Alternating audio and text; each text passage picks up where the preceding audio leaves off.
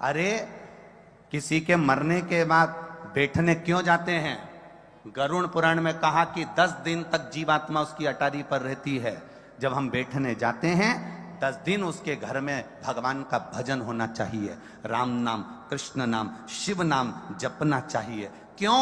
वो जो गया है वो अटारी पर 10 दिन तक गरुड़ पुराण कहती है वो जीव रहता है। 10 दिन हम जितना भजन करते हैं उस जीवात्मा को प्राप्त होता है और उसका कल्याण हो जाता है। पर भजन कोई नहीं करता, सब गए, बैठे, उठे, चल दिए, बैठे, माला चढ़ाई, फूल चढ़ाया, चल दिए। पर कोई ऐसा नहीं होगा जो थोड़ी देर बैठकर राम नाम, कृष्ण नाम, शिव नाम भजन करता हो। किसी को फुर्सत नहीं। किसी के उठावने में, उठावना जानते हैं आप लोग? इधर साइड होता है उठावना। वो लोग फोटो पे माला चढ़ा के टेबल पे रख देते हैं और बहुत सारे लोग इकट्ठे होके आते हैं। लेडीज इधर बैठ जाती है, जेंट्स इधर बैठ जाते हैं, सब लोग इकट्ठे होके बैठे, थोड़ी देर बाद चले जाते हैं। 4 बजे का इंतजार करते, 3 बजे का इंतजार करते, बस टाइम देख के आते हैं कि 4 बजने में कितनी देर है, 5 मिनट, तो 5 मिनट पहले पहुंचेंगे, बैठेंगे, चल देंगे ना। किसी के यहां जाओ तो भगवत भजन के लिए जाओ, स्मरण के लिए जाओ, एक लगन लगा कर जाना कि मुझे शिव तत्व की भक्ति प्रदान करना, लेना भी है, देना भी है।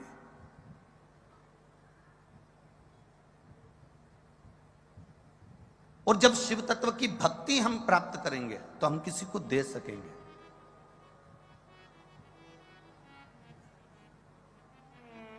कुछ है आपके पास में तो आप दोगे, कुछ नहीं है आपके पास में तो आप कुछ नहीं दोगे। नंदराय जी के पास में 10 लाख गाय थी, भगवान कृष्ण का जन्मोत्सव मनाया तो गौओं का दान दिया। राजा जनक जी के पास में माणिक रतन थे, बेटी सीता जी का जन्मोत्सव मनाया तो माणिक रतन दिए। दशरथ जी के घर में जो था, राम जी के जन्मोत्सव पर उन्होंने वो लुटाया। हमारा निवेदन केवल आपसे है कि आप अपनी जिंदगी में आपके पास जो हो आप वो लुटाओ ना। हमने तो कभी इस व्यासपीठ से नहीं कहा कि तुम लाखों की संपदा लुटा दो, करोड़ों का धन लुटा दो, बहुत सारा पैसा लुटा दो। हमने कभी ये नहीं कहा आपसे कि आप करोड़ों की जायदाद लुटा दो। हम तो इतना कहेंगे कि आपको परमात्मा ने जन्म दिया था, 21,600 श्वास परमात्मा ने देकर भेजा था, 3.5 करोड़ रोम छिद्र परमात्मा ने देकर भेजे थे। 21,600 श्वास तुम्हारे पास में हैं। आप धन मत लुटाओ, आप संपदा मत लुटाओ, आप वैभव मत लुटाओ। आपसे तो केवल इतना निवेदन है, 21,600 श्वास जो परमात्मा ने तुमको दी है, उस 21,600 श्वास में जो तुम राम नाम, कृष्ण नाम, शिव नाम ले रहे हो, वो भजन दुनिया को लुटाने का कार्य प्रारंभ कर दो। जीवन का एक आनंद की अनुभूति अपने आप आपको प्राप्त हो जाएगी।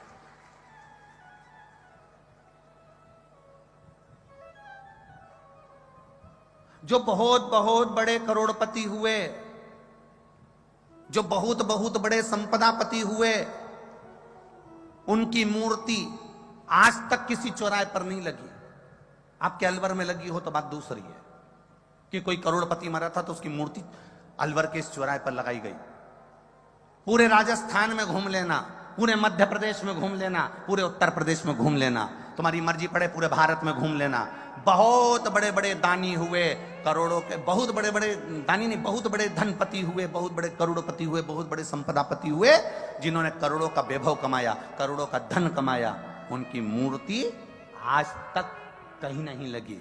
पर जिसने धन कमाया और उस धन को सदुपयोग में लगाया, उसकी मूर्ति आज भी चौराहों पर लगाई जाती है कि इसने अपने धन का सदुपयोग करा था, इसने इस धन से किसी गरीब को पढ़ाया था, इसने इस धन से किसी निर्धन को सुखी करा था, इसने धन से किसी कुंवारी कन्या का विवाह करवाया था, इसने धन से किसी के मेडिकल में उसको सहायता प्रदान करी थी, इसने अपने धन से किसी की शिक्षा में सहयोग प्रदान करा था। उसकी मूर्ति आज भी लगाई जाती है। भजन करने वाले की मूर्ति रामकृष्ण परमहंस जी हो, तुकाराम जी हो, मीराबाई हो, कर्माबाई हो, नरसिंह मेहता हो, नामदेव हो, तुकाराम हो, इनकी मूर्ति आज भी चौराहों पर लगाई जाती है, क्योंकि इनके पास धन भले नहीं था पर इन्हें भजन इतना लुटाया, भजन कीर्तन इतना लुटाया कि आज तक अभी राजा भर्तरी की नगरी में आप लोग बैठे हो, राजा भर्तरी की नगरी,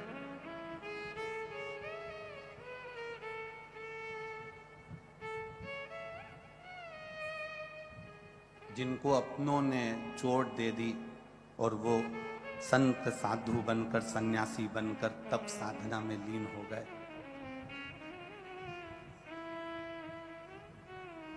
अगर केवल राजा भर्तरी केवल राजा होते ना तो क्या ये अलवर वाले उनका नाम लेते? अरे बोलो तो रे जम के, कौन लेता?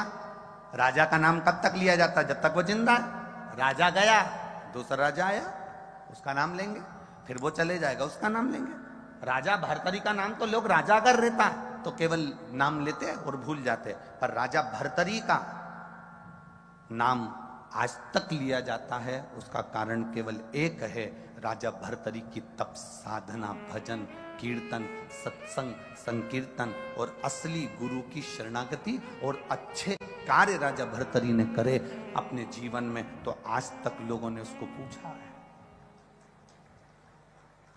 आप कोई अच्छा काम करके जाइए, मिला है ना मनुष्य का शरीर, बड़ा कीमती शरीर मिला है, डायमंड, कोहिनूर हीरे जैसा, कोहिनूर हीरे जैसा शरीर मिला है आपको, उस शरीर का सदुपयोग कर कर जाइए।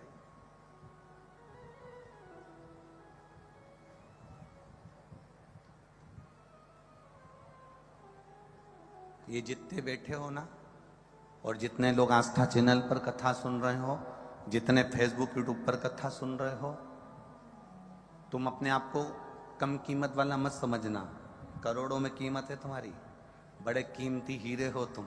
बस अपने आप को हमें मेहनत कर कर, कर्म कर कर, परिश्रम कर कर अपने आप को हमें निखारना है, अपने आप को निखारना है। कोई बाबा, जोगी, संत, साधु, सन्यासी, तपस्वी, साधक, उपासक आपसे ये जरूर कह देगा कि आपको परिश्रम तो करना पड़ेगा। तुम किसी बाबा के चक्कर में, कहीं योगी सन्यासी के चक्कर में आ जाओ और वो तुमसे कह दे मेरे पास बैठ जाओ, ऐसी जड़ी घुमाऊंगा और तुम्हारे लिए सोने का हंडा निकाल के दे दूंगा, ऐसा महाराज संसार में मिलना मुश्किल है। केवल समझ लेना कि बेवकूफ बना रिया है कि हंडा निकाल कर दे देगा। मेहनत करोगे, कर्म करोगे, परिश्रम करोगे, और परिश्रम करते करते, अपनी मेहनत को करते करते मेरे शंकर को, मेरे राम को, मेरे कृष्ण को, मेरे शिव को समर्पित कर कर, समर्पण कर कर अपने परिश्रम को पूर्ण जोश शोश में करोगे तो जिंदगी का सारा फल तुम्हारे हाथ में होगा। अपने कर्म को प्रबल मानकर आगे बढ़ना।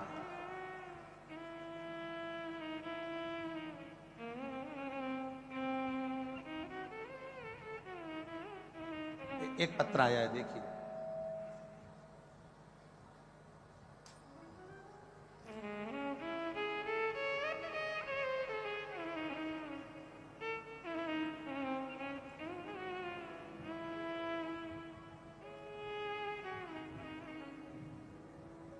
मैं प्रभा फौजदार, निवासी नदबई, भरतपुर, राजस्थान। नदबई सही बोला है ना? नदबई है कि और कुछ है? नदबई है, हाँ ठीक है। मैं प्रभा फौजदार, निवासी नदबई, भरतपुर, राजस्थान से हूँ। कहीं बैठी हो तो हाथ हिला सकती हैं।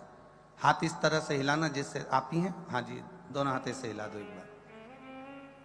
वापिस हिला दीजिए एक बार हाथ। मैं प्रभा फौजदार, निवासी नदबई, भरतपुर, राजस्थान से हूँ। मैं गुरुजी भोले बाबा का क्या बखान करूं। शिव महापुराण की कथा मैंने अपनी पड़ोसन के कहने पर सुनना चालू करी।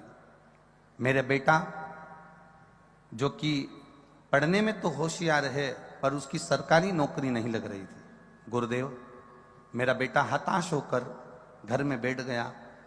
मुझसे कहता है मां अब नौकरी की तैयारी नहीं करूंगा क्योंकि लगती ही नहीं सरकारी नौकरी। मैंने मेरे बेटे से कहा, वो सीहोर वाला महाराज कहता है इतनी मेहनत करो, इतनी मेहनत करो, इतना परिश्रम करो, इतना कर्म करो कि परमात्मा तुम्हारा साथ देगा। और उसके साथ में शंकर भगवान को एक लोटा जल चढ़ा, एक बेलपत्र शहद लगाकर शिव को समर्पित कर कर जाना। अपनी मेहनत के साथ में विश्वास भी पूर्ण करना, खूब पढ़ाई कर, खूब मेहनत कर, और उसके साथ में शंकर पर भरोसा पूरा कर। मां सब भरोसा कर कर देख लिया, मैं नहीं निकलता। मैंने फिर अपने बेटे से कहा, अब की बार मेहनत करो, शंकर जी पे एक लोटा जल चढ़ाना चालू कर। जितना जल चढ़ाएगा और जितना पड़ेगा उतना तुझे फल प्राप्त होगा। मेरे बेटे ने पढ़ना भी प्रारंभ करा, जल चढ़ाना भी प्रारंभ करा। मैंने इंदौर की शिव महापुराण की कथा सुनी, वहां बाबा से विनती कर कर आई। आप कहते हो ना गुरुजी कि पंडाल में बैठकर जो बोला जाता है बाबा वो देता है। मैंने प्रैक्टिकल करा। मैं भी गई भरतपुर से इंदौर और कथा पंडाल में बैठकर सुनी, और वहां सुनकर बाबा से विनती कर कर आई। और मेरे बेटे से कहा, तू अब की बार इतनी मेहनत करना, सियोर वाला महाराज कहे परिश्रम पूरा करना, और एक बेलपत्री शिव को चढ़ा कर जाना। मेरा बेटा गया, और आज बाबा को मैं दंडवत प्रणाम करने इस अलवर की भूमि पर आई हूं, क्योंकि मेरे बेटा रेलवे में स्टेशन मास्टर के पद पर चयनित हो गया है। आज मैं बाबा को यहाँ पर दंडवत प्रणाम करने के लिए आई हूँ। बधाई हो माँ आपको। एक बार वापिस हाथ हिला दो। श्री शिवाय नमस्तुभ्यम। बहुत बहुत साधुवाद। बैठिए। शिव तत्व इसी को कहते हैं।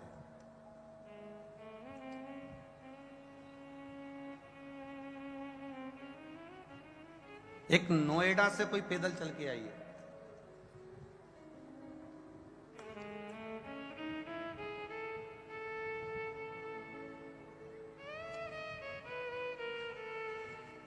एक कोई नोएडा से पैदल चल के आई है,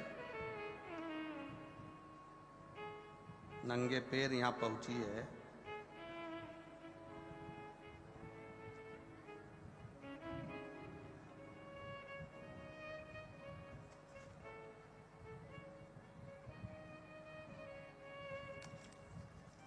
इसमें नाम उसका, कहीं बैठी हो तो हाथ हिला देना। नोएडा से पैदल आई हैं, जिनके बेटे का जॉब लगा है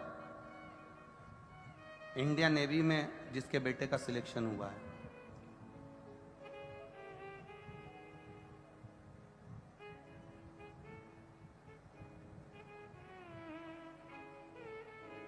कहीं बैठी हैं क्या, जो नंगे पैर यहां आई हैं?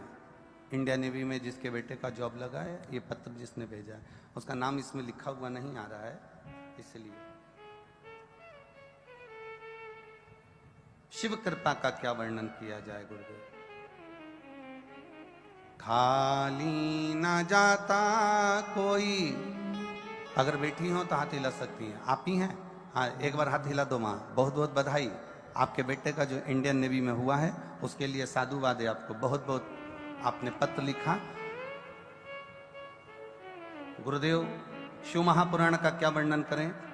दिल्ली में नोएडा में कथा हुई, तब आपसे बाबा से विनती कर कर गई थी कि जिस पंडाल में भी जाऊंगी आपके नंगे पैर जाऊंगी, और मेरे बेटे का बस जॉब लग जाए, सरकारी नौकरी लग जाए। मेरे बेटे से मैंने खूब मेहनत करने का बोला और कहा, डट के मेहनत कर, अब की बार बाबा पर भरोसा रख। पशुपतिनाथ का व्रत किया और बाबा की कृपा से मेरे बेटे का इंडियन नेवी में सिलेक्शन हो गया। इसलिए मैं बाबा के धाम में यहाँ चल कर आई हूँ बाबा को प्रणाम करने। बैठिए माँ, बहुत बहुत बधाई आपको। खाली ना जाता कोई। आप भी बोलिए, दर से तुम्हारे मैं भी खड़ा हूँ, बाहें फसाए अपने हृदय से लगा लो, लगा लो। गिरा जा रहा हूँ, उठा लो, उठा भोले अपने दर से अब तो न टालो। गिरी जा रही हूँ, उठा लो, उठा। आप बैठे जरूर हो इस पावन शंकर भगवान के पंडाल में, इस शिव महापुराण के पंडाल में आप जरूर चलकर आए हो, बड़ी दूर से आए हो। पर विश्वास और तुम्हारे कर्म के प्रति रुचि पूर्ण रखना। वो खाली नहीं छोड़ेगा। आपकी रुचि, आपका विश्वास, आपकी दृढ़ता पक्की रखिए। शंकर भगवान परीक्षा जरूर लेते हैं। पानी भी गिरेगा, कीचड़ भी होगा, आने में असुविधा भी होगी, 1-2 किलोमीटर दूर तुमको छोड़ भी दिया जाएगा, वहां से 1-1.5 किलोमीटर तुम्हें पैदल भी चल के आना पड़ेगा। बोलो सही है कि गलत है? अब पास की पास में तो कोई तुम्हारी गाड़ी रोकेगा नहीं, क्योंकि चक्कर ही इतनी पास, अगर गाड़ी रोक देवे तो जनता कहाँ जावे, किसी को चोट लग जावे, किसी को ठेस पहुंच जावे, तो प्रशासन भी अपनी व्यवस्था देखता है, इसलिए थोड़ी दूर पे गाड़ी रुकवा देता है, कहीं तुमको छोड़ देगा कि वहां से यहां तक पैदल जाओ। तो ये सब चीजें होती है। मेरा भोलेनाथ, मेरा ओघड़ी, मेरा दयालु, मेरा दातार, मेरा कैलाशी, मेरा अविनाशी तुम्हारी परीक्षा जरूर लेगा। उन्होंने राम जी की ली, उन्होंने कृष्ण भगवान की ली। अगर भगवान की कृष्ण की परीक्षा लेने के लिए दुर्वासा अवतार हुआ मेरे भगवान कृष्ण का, और द्वारकापुरी के नजदीक में जाकर भगवान कृष्ण ने चिल्लाना चालू करा, मुझे कोई मेहमान रख लो, मुझे कोई मेहमान रख लो, मुझे कोई मेहमान रख लो। उन्हें कोई मेहमान नहीं रखता था। क्यों नहीं रखता था? क्योंकि मेहमान उसी को रखा जाता है जिसका स्वभाव अच्छा होता है, जिसको क्रोध नहीं आता, जिसको गुस्सा नहीं आता। अब दुर्वासा ऋषि को तो इतना क्रोध।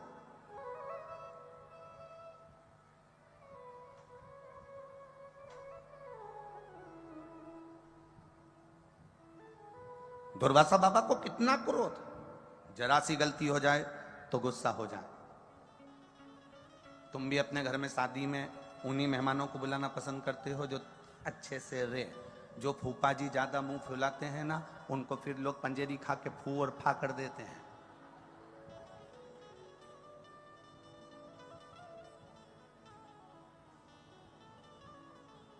पंजेरी खा के फू और फा मतलब वो सत्यनारायण भगवान का प्रसाद सीखता है ना, उसको मुंह में भर लो और फूफा बोल दो एक बार।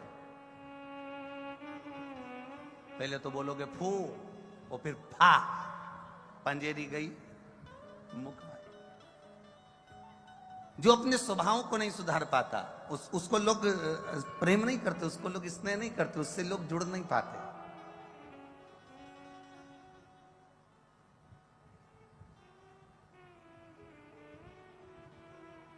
अच्छा, कई लोग कहते हैं गुरुजी हम जब तक गुस्सा नहीं करते ना तब तक कोई काम नहीं होता। हम कहते हैं ऐसा नहीं है कि तुम गुस्सा करोगे तो काम नहीं होगा या गुस्सा करोगे तो होगा। प्रेम से भी सब कुछ हो सकता है, सब कुछ। ऐसा नहीं है कि प्रेम बिना नहीं होगा। नहीं नहीं गुरुजी, प्रेम से आज के जमाने में कुछ नहीं होता। हम कहें पत्नी चिल्लाकर बात करती है, पत्नी अपशब्द कहकर बात करती है, पत्नी आड़े तेड़े संबोधन देकर बात करती है, पति उसका संबोधन का पलटवार हमेशा प्रेम से ही करता है। एक पत्नी ने पति से कह दिया तुम में तो अक्ल नहीं है, तुम तो जानवर हो। इतने में पति ने भी कह दिया तू झूठ नहीं बोल रही, बिल्कुल सत्य कहती है, तू मेरी जान और मैं तेरा वर। तू गलत कहां बोल सकती है? तू जान है और मैं वर हूं, उसमें अंतर क्या है? वो पलट दे रहा है, जवाब दे रहा है, पर उसमें क्रोध नहीं है, उसमें चिड़चिड़ाहट नहीं है, उसमें वात्सल्यता है, उसमें प्रेम है।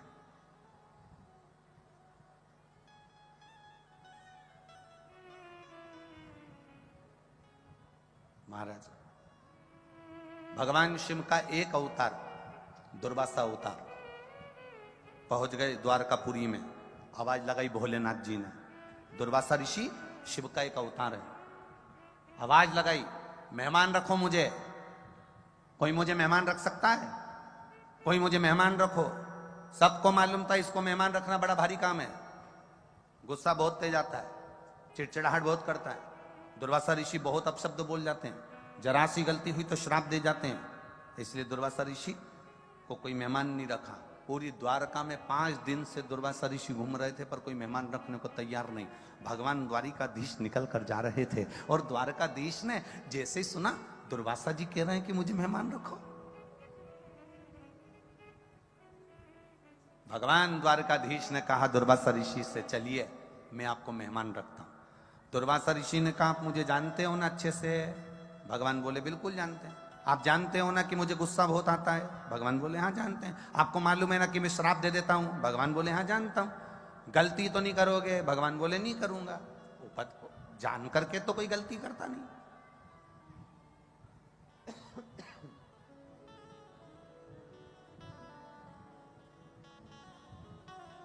चलिए चलो। भगवान दुर्वासा ऋषि को लिया है, शंकर का अवतार है दुर्वासा ऋषि, शिव जी लिया है। भगवान कृष्ण लेकर आ गए। रुक्मणी जी ने पूछा कौन आया है मेहमान?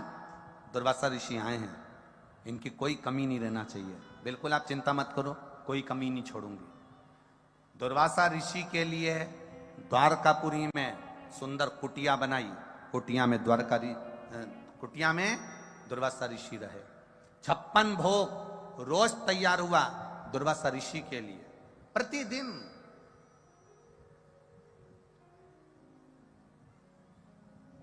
56 भोग तैयार, क्योंकि कब क्या मांग ले कोई भरोसा नहीं। आज दुर्वासा ऋषि भोजन कर रहे थे और भोजन करते करते तभी दुर्वासा ऋषि के मन में आया कि चलो कुछ ऐसा करा जाए कि भगवान द्वारिकाधीश भी मुझसे थोड़ा सा चिढ़ जाए। परीक्षा तो परीक्षा है। और दुर्वासा बाबा ने जिस कुटिया में रह रहे थे उस कुटिया में आग लगा दी। कुटिया धधक कर जलने लगी। सारे द्वारकापुर वासियों ने पानी डाल डालकर कुटिया की आग बुझाई। द्वारकाधीश आ गए। कुटिया में आग कैसे लगी, किसने लगाई, सब आपस में बात कर रहे थे। इतने में दुर्वासा ऋषि पीछे से आकर द्वारकाधीश के कंधे पर हाथ रखकर कहते हैं आग मैंने लगाई। तो भगवान द्वारिकानाथ ने पूछा अपने घर में आपने आग लगा दी, क्यों? भगवान बोले मेरी मर्जी, क्योंकि मैं तो मेहमान हूं, आग भी लगा सकता हूं। भगवान द्वारिकाधीश ने मन में सोचा ऐसा मेहमान किस काम का जो आग लगा दे अपने घर में। मैं तो मेहमान हूं, आग लगा सकता हूं, कोई बात नहीं, बुझाओ। भगवान को मालूम पड़ गया द्वारकाधीश को कि परीक्षा ले रहे हैं। आगे चले, इधर तो कुटिया जल रही है, इधर दुर्वासा मामा ने कह दिया कि मुझे भूख लग रही है, मेरे खाने के लिए खीर लेकर आओ। भगवान ने 56 भोग बनवा के रखे तो रुक्मणी जी खीर लेकर आ गई, जो दुर्वासा ऋषि को दी। दुर्वासा ऋषि ने खीर खाई, आधी खीर दुर्वासा ऋषि ने भगवान कृष्ण पर फेंक दी। झूठी खीर दुर्वासा ऋषि की आधी मुख से खाई खीर द्वारकाधीश पर फेंकी। कटोरा नीचे गिरा, खीर भगवान कृष्ण के शरीर पर थी और कृष्ण के शरीर पर खीर लगी है। और इतने में दुर्वासा ऋषि ने कहा सुनो द्वारकानाथ, जो खीर मैंने तुम्हारे ऊपर फेंकी है पूरे शरीर में मलो। भगवान द्वारिकाधीश ने उस खीर को पूरे शरीर में मला। मलते से ही रुक्मणी जी हंस दी और रुक्मणी जी के चेहरे पर हंसी आ गई कि ऐसा मेहमान पकड़ कर लाए हो जो तुम्हारी इज्जत नहीं कर रहा।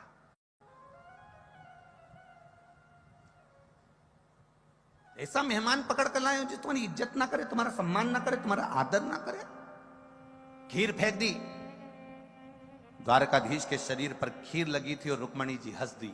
हंसते से ही दुर्वासा ऋषि को क्रोध आ गया और दुर्वासा बाबा ने कहा सुनो कृष्ण, आज पूरी द्वारका घूमने के लिए जाऊंगा, पैदल चलकर नहीं जाऊंगा, रथ पर बैठकर जाऊंगा, पर रथ में ना घोड़ा जुतेगा ना घोड़ी जुतेगी, उस रथ को खींचने के लिए रुक्मणी जुतेगी। रथ को रुक्मणी खींच कर लेकर जाएगी, ना घोड़ा ना घोड़ी लगेगी, रुक्मणी लगे रथ पर। द्वारकाधीश ने रुक्मणी को रथ में लगा दिया। पीछे पीछे द्वारिका के नाथ खीर में भिड़े हुए चल रहे हैं। रथ दुर्वासा ऋषि चलवा रहे हैं। रुक्मणी जी थोड़ी दूर तक रथ खींची, बाद में चक्कर खाकर नीचे गिर गईं।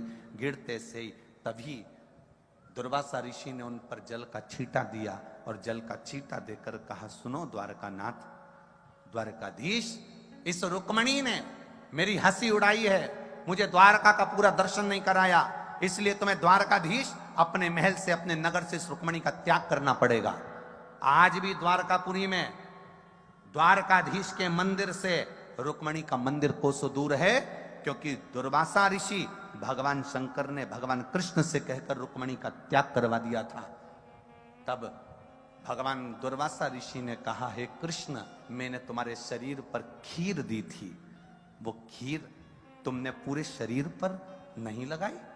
भगवान कृष्ण कहते हैं, द्वारकानाथ कहते हैं दुर्वासा जी, मैं जानता हूं आप शिव हो, आप शंकर के अवतार हो, मैं जानता हूं। तो भगवान दुर्वासा ऋषि ने कहा मैंने तुझे खीर दी थी, प्रसाद दिया था, तूने पूरे शरीर में नहीं लगाया। इतने में दुर्वासा ऋषि के शब्द सुनकर द्वारिकानाथ कहते हैं प्रभु पूरे शरीर में लगाया। भगवान दुर्वासा जी ने कहा पूरे शरीर में लगाया पर पांव के तलवे में नहीं लगाया। भगवान कृष्ण कहते हैं संत और गुरु की खाई प्रसादी होती है, प्रसाद को पांव के तलवे में कैसे लेता, इसलिए मैंने खीर को पांव के तलवे में नहीं लगाया। मेरे दुर्वासा बाबा शंकर के अवतार, शिव के अवतार दुर्वासा ऋषि कहते हैं सुनो द्वारकानाथ, तुमने खीर पूरे शरीर में लगाई पर पांव के तलवे में नहीं लगाई, इसलिए तुम्हारे प्राण छूटेंगे तो पांव के तलवे से छूटेंगे। इसलिए शंकर कवच देते हैं, शिव कवच प्रदान करते हैं। पांव के तलवे में वो खीर नहीं लग पाई थी, इसलिए जरा नाम के व्याघ्र ने जो बाण छोड़ा था वो कहां लगा था? द्वारकाधीश के पांव के तलवे में लगा। जम के बोलो जरा, कहां लगा? पांव के तलवे में। कई लोग कहते हैं गुरुजी आप कहते हो कि शंकर भगवान पे चढ़ा हुआ जल पीना चाहिए, आप कहते हो कि शिव जी पे चढ़ी हुई बेलपत्र खाना चाहिए, औषधि होती है। कई लोग मना भी करते हैं कि जल नहीं पीना चाहिए, कई लोग कहते हैं कि बेलपत्र नहीं खाना चाहिए, कई लोग इसका विरोध भी करते हैं। तो ये तो दुनिया है। यहां तो शिव महापुराण की कथा क्या श्रीमद् भागवत तक कह रही है कि शंकर भगवान के अवतार दुर्वासा ऋषि ने द्वारिकाधीश पर खीर फेंकी, पूरे शरीर पर मलने को कहा, पांव के तलवे में मात्र खीर नहीं गई थी, इसलिए भगवान द्वारकाधीश को बाण पांव के तलवे में लगा। जरा विचार करना, शंकर के अवतार दुर्वासा ऋषि की झूठी खीर पूरे शरीर की रक्षा कर सकती है द्वारकाधीश के, तो शंकर भगवान पे चढ़ा हुआ जल हमारे शरीर में पहुंचने के बाद हमारी कजन कितने रोगों से रक्षा कर सकता है।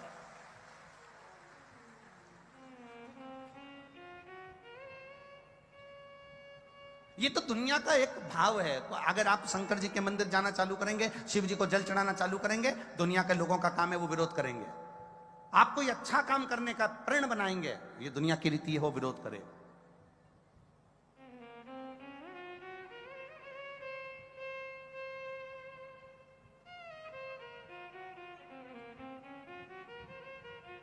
ये दुनिया की रीत है।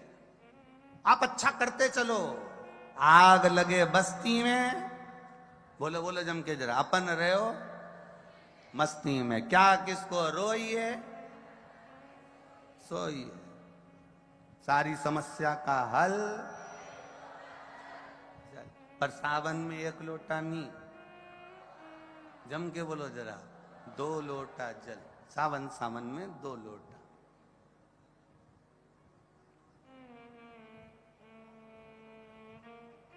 अब इसमें क्या विचार करना है? अब कोई लोग कहें कि शंकर जी पे चढ़ा हुआ जल मत पियो, शिव जी पे चढ़ी हुई बेलपत्र मत खाओ, शंकर पे चढ़ा हुआ प्रसाद नहीं खाना चाहिए, शिव जी को दिया हुआ ये भाग ग्रहण नहीं करना चाहिए। यहां शिव तत्व कह रहा है, यहां शंकर भगवान की कथा कर रही है। जब मेरे भोलेनाथ जी के सामने विष का कटोरा आया, विष का पात्र आया, मेरे शिव जी ने विष पिया, विष पीते से कुछ बूंद नीचे गिरी, नीचे गिरते से भगवान शंकर के प्रिय गण नंदी ने उस विष की बूंद को चाट लिया कि मेरे महादेव के मुख से राल टपकी है। ये राल नंदी चाट गया, था तो विष।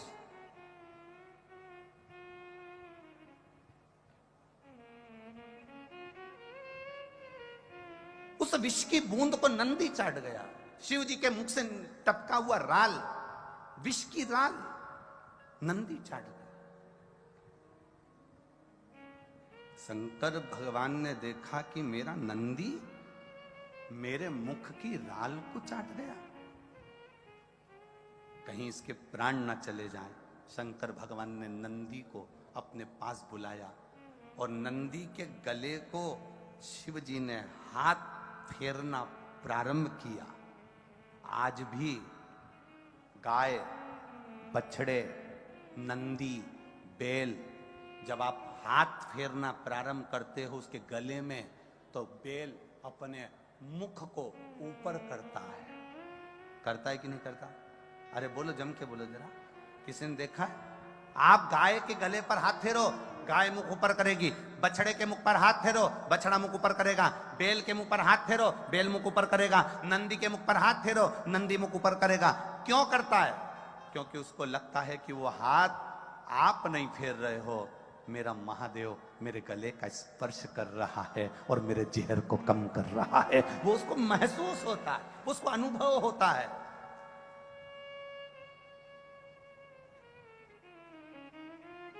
छोटे छोटे बच्चे कहते हैं मम्मी देखो मैं एक बहुत अच्छा मैजिक दिखाऊं। मम्मी कहती हाँ कौन सा मैजिक? मैं इस गाय को जब ऐसा करूंगा तो गाय मुंह पर करेगी। ये मैजिक नहीं है, ये उसको एहसास हो रहा है, ये उसको महसूस हो रहा है कि मेरा शंभु, मेरा त्रिकालदर्शी, मेरा कैलाशी, मेरा अविनाशी, मेरा शिव, मेरा ओघड़दानी, मेरा शंकर मेरे गले का स्पर्श कर रहा है। मेरा शंभु मेरे गले का स्पर्श कर रहा है।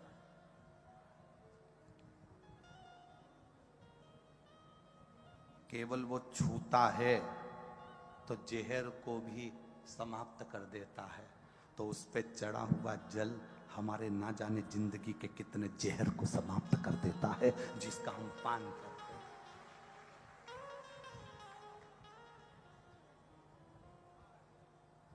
ब्रह्म लोगों को, जितना लोगों ने भगवत भजन करना प्रारंभ करा उतना उतना लोगों ने इस भगवत भजन का भी विरोध किया है। कहते हैं लोग क्या करोगे मंदिर जाके?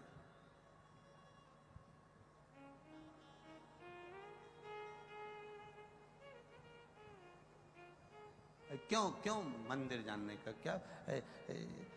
लोग कहते हैं कि गुरुजी आप जब कथा का क्रम होता है तो लोग हो सकता है कि राजनीति के चलते कथा कराते हैं, कि उनको कोई राज सत्ता चाहिए होगी तो कथा करा रहा है। ये खंडेलवाल जी से पूछ लो, इन्हें कोई राज सत्ता तो ना चाहिए। कोई सत्ता के नशे में कथा नहीं कराता, राज सत्ता के लिए कथा नहीं की जाती, वैभव कुर्सी की प्राप्ति के लिए कथा नहीं करी जाती। कथा केवल 5 वर्ष के राज्य शासन के लिए नहीं करी जाती। कथा मेरे परमात्मा के चरणों की धूल जिंदगी भर प्राप्त करने के लिए करी जाती है। उस परमात्मा के चरणों की रज हमें प्राप्त हो जाए, उस परमात्मा के चरणों। कई लोग कहते हैं कि इसके लिए कथा कर दी होगी, उसके लिए कथा कर दी होगी। कथा जो होती है वो परमात्मा के चरणारविंद की प्राप्ति के लिए होती है। राम कृष्ण के चरण मिल जाएं, शिव के चरण मिल जाएं। ए अलवर वालों, जिस दिन कथा समापन हो ना उस दिन थोड़ी देर खड़े रहकर यहाँ का दर्शन करना। जिस दिन कथा समापन हो उस दिन यहाँ का दर्शन करना। जब यहाँ से लोग जाते हैं ना तो जहां बैठते हैं वहीं की थोड़ी थोड़ी मिट्टी उठा कर ले जाते हैं। ऐसी कथा कभी जिंदगी में नहीं सुनी होगी कि जहां बैठकर लोग मिट्टी भी भर कर लेकर चले जाते हैं।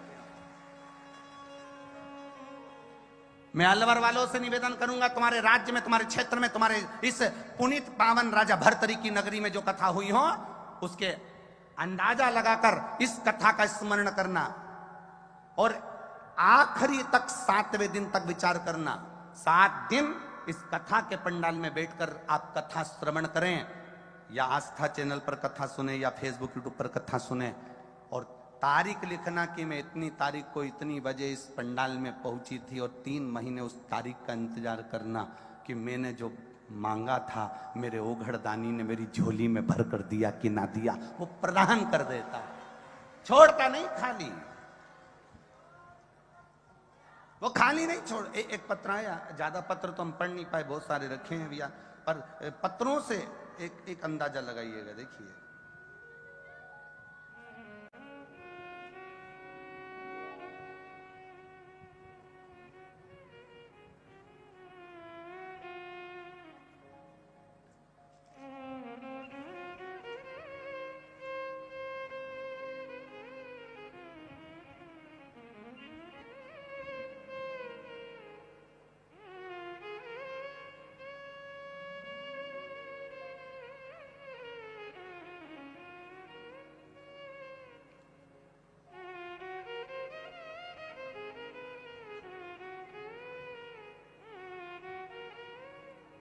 माधुरी चौधरी, जिला भरतपुर, राजस्थान, गांव अरोदा, अरोदा ही है, हाँ, गांव अरोदा। मोबाइल नंबर ये है।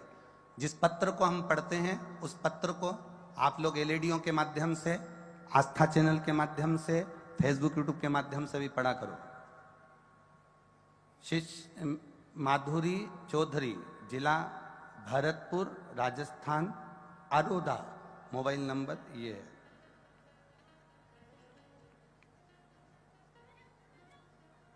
क्या कहें गुरुजी, लोग तो मुझे बाबा के आपके नाम से जानते हैं।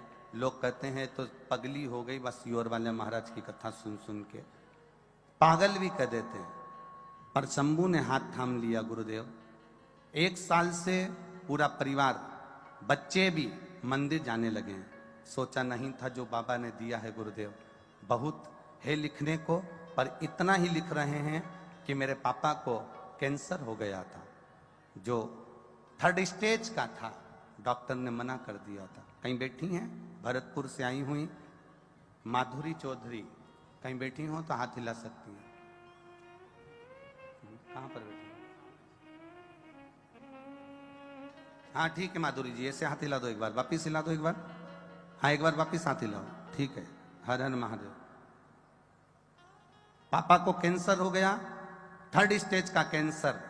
डॉक्टरों ने कहा अवस्था देखकर इनके ऑपरेशन की उम्मीद नहीं, पर बचने की भी उम्मीद नहीं।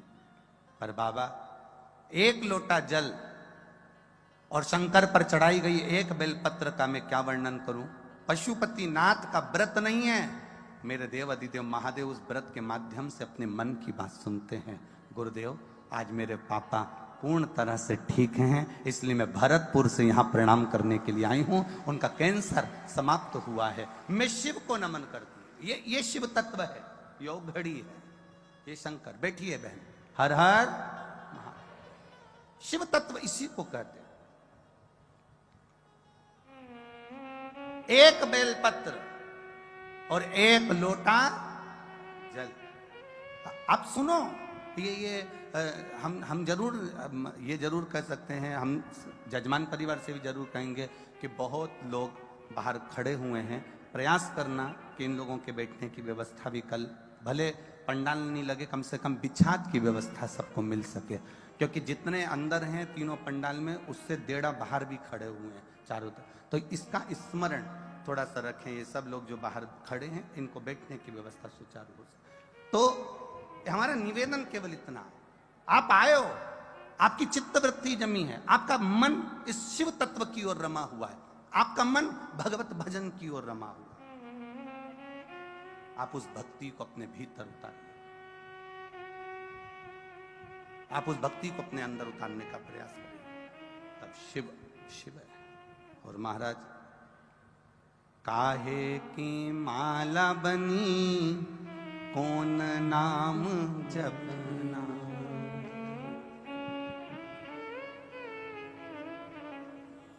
काहे की माला बनी कौन नाम जपना, जाना है हमको के ओ भोले बाबा, जाना है। अपने स्थान पर बैठकर भगवान शिव से प्रार्थना करिए। जहां जगह मिल जाए वहां बैठ जाइए। जो कार्यकर्ता हैं वो भी बैठ जाएं। बड़े आराम से, आनंद से बैठकर भगवान देवाधिदेव महादेव से अपने दिल की बात कहिए। हृदय से, भाव से प्रार्थना करें। जहां जगह मिले वहां बैठ जाइए। सावन का महीना है, शिव महापुराण की कथा है। दिल से बाबा से, इतनी दूर दूर से आप लोग कथा सुनने आए हो तो दिल से बोलो, दिल से प्रार्थना, मन से बाबा से बड़े भाव से कहिए। श्री शिवाय नमस्तु, श्री शिवाय नमस्तु, श्री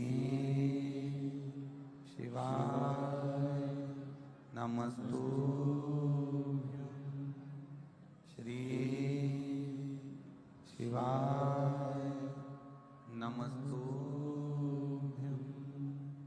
श्री शिवाय नमस्तुभ्यं श्री शिवाय नमस्तुभ्यं भोला सब दुख काटो मारा, ओ भोला सब दुख काटो मारा।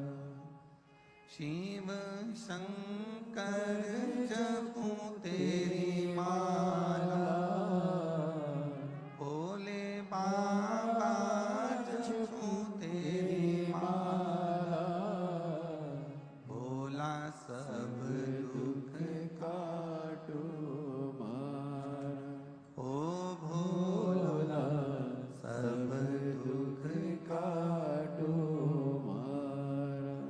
वेश है मंगल मंगलकारी, वेश है मंगल मंगलकारी, शमशान वासी हमारा, शमशान वासी हमारा, ओ भोला सब दुख काटो मारा, ओ भोला सब दुख काटो मारा।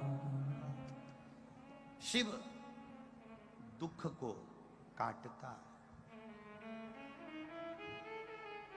शिव भक्ति प्रदान करता है, शिव हमें अपने कर्म के प्रति जागृत होना बताते हैं।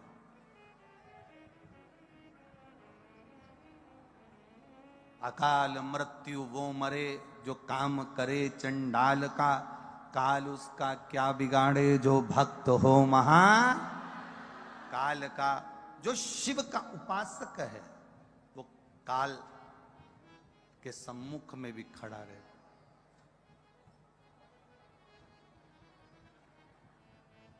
काल के सम्मुख में भी वो खड़ा हो।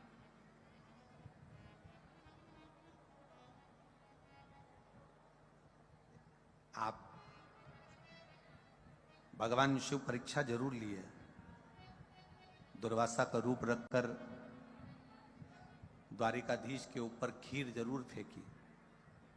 दुनिया की दृष्टि में वो थोड़ा सा गलत रहा कि झूठा भगवान पर फेंक दिया। ये दुनिया की दृष्टि में थोड़ा सा गलत है, लग सकता, पर मेरे भोलेनाथ जी ने खीर जो फेंकी थी वो कवच देने के लिए फेंकी थी।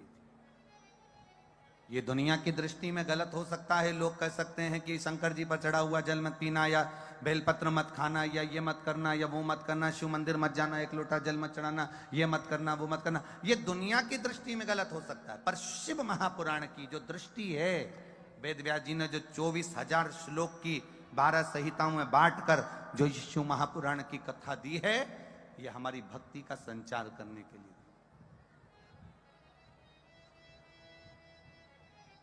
ये भक्ति का संचार करने के लिए। महाराज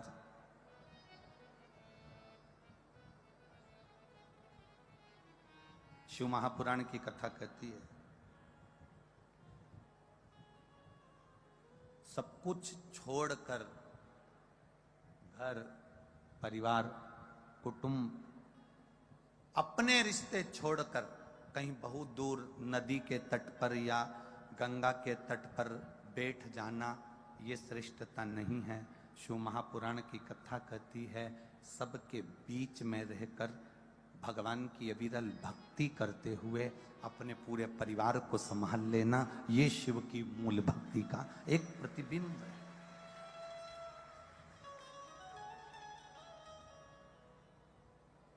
त्याग शिव महापुराण की कथा चल रही है। और दुनिया में जो मेरे महादेव जी ने त्यागा उसके बराबर दुनिया में कोई त्याग नहीं कर सकता। एक छोटा सा असत्य सुनकर, एक छोटा सा झूठ सुनकर मेरे बाबा ने त्याग दिया था माता सती को।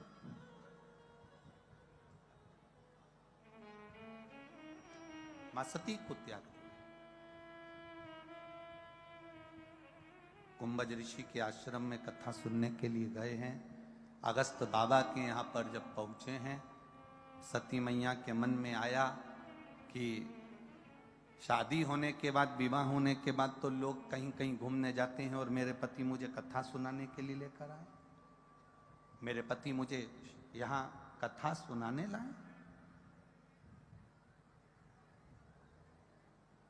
कथा सुनने के लिए।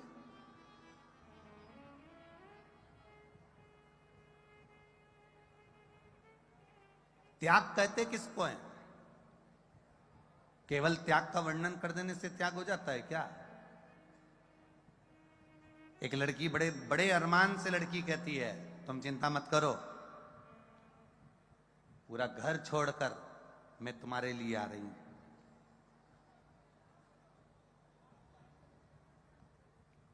हमें तो कभी कभी देखो थोड़ा आप लोगों को बुरा लग सकता है। एक बात कहें आप लोगों से, बोलो बोलो जरूर। अलवर वालों संभाल लोगे तुम इस बात को? बाद में कोई विरोध करे तो तुम बोल दोगे ना? पक्का? तो फिर बोल दें पक्का। एक लड़की लड़के से कहती है,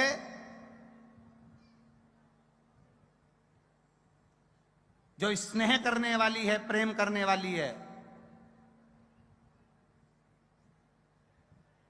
अपने पिता को, अपनी मां को, अपने भाई को, अपनी बहन को जो धोखा देकर दूसरे लड़के के साथ में, दूसरे धर्म में अगर भाग कर चली जाती है, तो एक बात का अंदाजा लगा कर रखना, जो अपने मां बाप को धोखा दे सकती है वो दुनिया में तुझको भी धोखा दे सकती है। इस सावधानी में अपनी जिंदगी जी।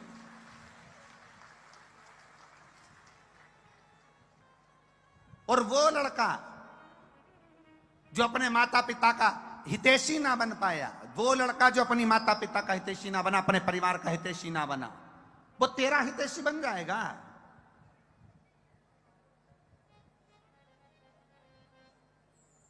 अरे बड़ी विडंबनाओं की जिंदगी चल रही है, जीवन बड़ा विचित्र चल रहा है भाई। ए अलवर वालों, बड़ा सावधानी से जीवन जीना है। प्रेम का झांसा देकर लोग तुम्हारे साथ में कुछ वीडियो और क्लिप बना लेते हैं और बाद में उसी लड़की से पैसा कमाकर गाड़ी, मोटरसाइकिल, घड़ी और ऐश और आराम की जिंदगी जीना चालू कर देते हैं, क्योंकि लड़की के बाप के पास ज्यादा धन होगा। सावधान रहें बेटियां।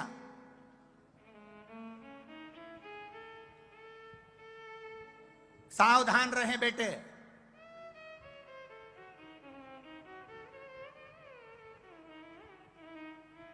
हम किसको धोखा दे रहे हैं? अपनी माता को, अपने पिता को। जिस पिता ने तुम्हें पढ़ाया, जिस मां ने तुम्हें गोद में खिलाया, जिसने अपनी पूरी जिंदगी निकाल दी तुम्हें गोदी में रखकर पालने में, पोसने में, बड़ा करने में।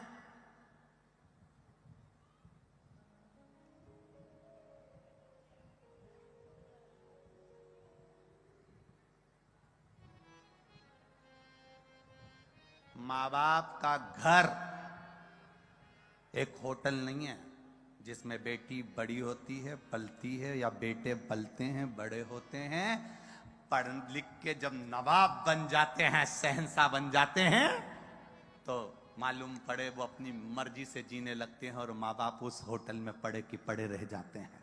माता पिता का घर होटल नहीं है।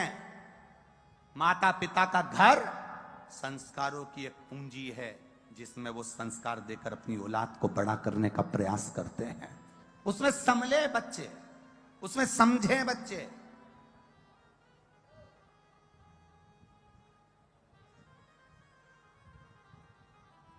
एक अच्छी मोटरसाइकिल देख ली, उसने भुड़ भुड़ कर दिया। वो मोटरसाइकिल तो देखी, उसमें पेट्रोल तो देख ले 50 रुपए से ज्यादा का नहीं है, कहीं बीच में घड़ी नहीं हो जाए। एक मोटरसाइकिल देखी, पेट्रोल नहीं देखा है। ऊपर की सुंदरता देखी, बड़े बड़े बाल देखे, थोड़ी बहुत बॉडी साड़ी देख ली, पर अंदर का दिल नहीं देखा रही तूने। मोटरसाइकिल देखी पर पेट्रोल नहीं देखा, स्वरूप देखा पर दिल नहीं देखा, परिवार देखा पर मेरा सनातन धर्म नहीं देखा, तो काहे की जिंदगी तेरी? किस बात का जीवन?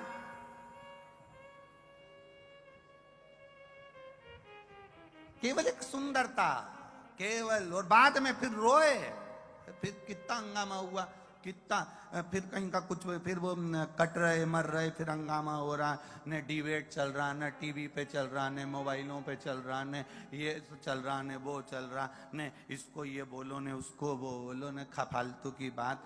शिव पुराण तो कहती है, शंकर जैसी जिंदगी जीने का प्रयास करना। शंकर का तत्व क्या कहता है? रहो सब में, मिलो सबसे, पर भरोसा, विश्वास, दृढ़ता अपने माता पिता के चरणों की होना चाहिए, शिव के तत्व की होना चाहिए। हम मिलने में मना नहीं करेंगे, हम कहीं जाने से मना नहीं करेंगे, तुम्हारी विद्या से मना नहीं करेंगे, तुम्हारी पढ़ाई से मना नहीं करेंगे, तुम्हारी नौकरी से मना नहीं करेंगे, तुम्हारी सर्विस से मना नहीं करेंगे। तुम अपनी विद्वत्ता को धारण करो, बेटी हो, अपने जीवन को जियो, अलमस्त होकर जियो, अच्छी पढ़ाई, अच्छी एजुकेशन, अच्छा कॉलेज, अच्छी विद्या अध्ययन करो, अच्छी नौकरी पाओ, पर अपनी बुद्धि को मत बिगड़ने दो, अपने चित्त को मत बिगड़ने दो, अपने व्यवहार को मत बिगड़ने दो।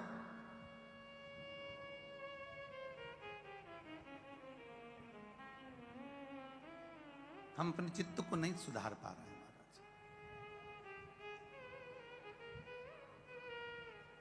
बहुत राजस्थान की पावन धरा है, मारवाड़ की भूमि, इस राजस्थान की भूमि का एक जीवन का एक पहनावा रहा है। इस राजस्थान की माताओं का एक पहनावा पूरे भारत को सीख देता है, पूरे भारत को। इस भारत की नारी, राजस्थान का जो पहनावा है, ये पूरे भारत को सीख देता है। आज भी राजस्थान की नारी जो लुगड़ा, चौली, घूंघट, वस्त्र जो धारण करती है, वो मर्यादा में करती है, और वो मर्यादा पूरे भारत को देती है, पूरे भारत को। राजस्थान अपने परिधान से, राजस्थान अपनी वेशभूषा से, राजस्थान अपनी मर्यादा से, राजस्थान अपने संस्कारों से, राजस्थान अपने भोजन से, राजस्थान अपने शिलाखंडों से, और राजस्थान अपने आए हुए मेहमानों के आतिथ्य से आज भी भारत में जाना जाता है। ये आतिथ्य से जाना जाता है, यहां का आतिथ्य बड़ा प्रबल है। हम किस जगह रह रहे हैं? हम किस सनातन धर्म में रह रहे हैं? और अपने धर्म को त्याग कर हम दूसरे धर्म में चले जाएं, अपने धर्म को छोड़कर हम दूसरे धर्म में प्रवेश कर जाएं, अपने धर्म को छोड़कर हम दूसरी जगह चले जाएं। जो अपने माता पिता का नहीं हुआ, वो दुनिया में किसी का नहीं हो सकता। जिस मां ने जन्म दिया, 9 महीना कोख में रखा, पाल पोस कर बड़ा करा, दुनिया के ताने सुने, बड़ा करा, कॉलेज भेजा, स्कूल भेजा, तुम उसके नहीं हुए तो दुनिया के किसके हो गए?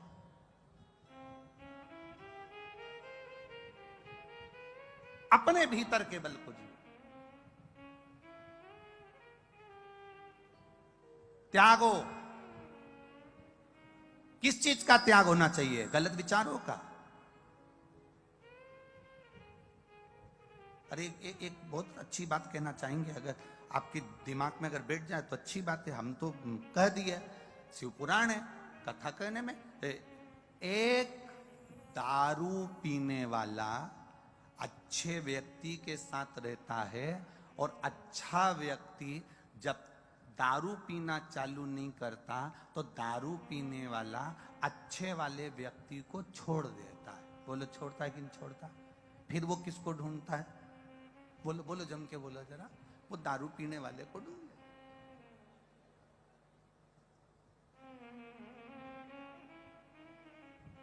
मदिरा पीने वाला, नशा करने वाला, दारू पीने वाला, गलत व्यसन करने वाला, अच्छे व्यक्ति को छोड़कर व्यसनी को ढूंढ लेता है। तो हमारा निवेदन है, जब वो तुम्हें छोड़कर व्यसनी को ढूंढ रहा है, नशे वाला नशे वाले को ढूंढ रहा है, तो तुम सनातन धर्म के होकर भगवत भजन करने वाले अपने सनातन धर्म वाले को क्यों नहीं ढूंढ लेते, जो दूसरे धर्म में प्रवेश कर जाते हो। एक नशा करने वाला दूसरे नशे वाले को ढूंढने का प्रयास करता है।